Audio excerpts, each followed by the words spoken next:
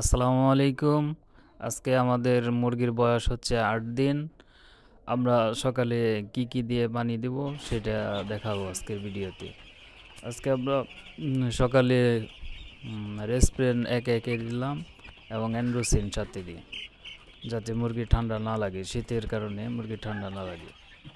এই যে সব কিছু প্রস্তুত আছে, মুরগির খাবার পানি সব প্রস্তুত। মুরগি খাওয়া দাওয়া করে বসে রয়েছে এবং মুরগি খুবই সুস্থ আছে আলহামদুলিল্লাহ।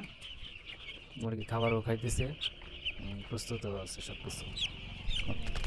আমাদের মুরগি হাত দিয়েও ধরে দেখলাম যে শতভাগ সুস্থ আছে কিনা। মুরগি শতভাগ সুস্থ আছে এবং খুব সুন্দর আছে।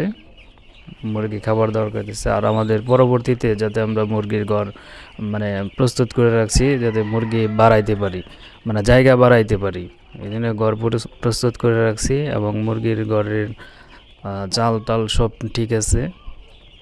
মুরগি খাইতেছে নিজ ইচ্ছায়।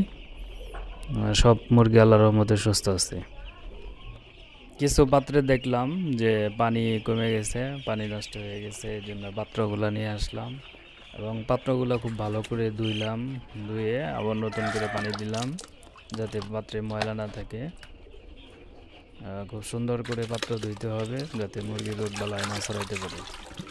আর শীতের মধ্যে মুরগি সতর্কভাবে পাললে লাভবান হওয়া যাবে ইনশাল্লাহ। আলহামদুলিল্লাহ আমাদের পাত্রে সকল পাত্রে পানি দেওয়া শেষ করেছি। আপনারা যাতে দোয়া করবেন আমাদের জন্য, যাতে আমরা মুরগি চাষ করে সফল হতে পারি এবং মুরগি সুস্থ রাখতে পারি বিক্রির আগ পর্যন্ত।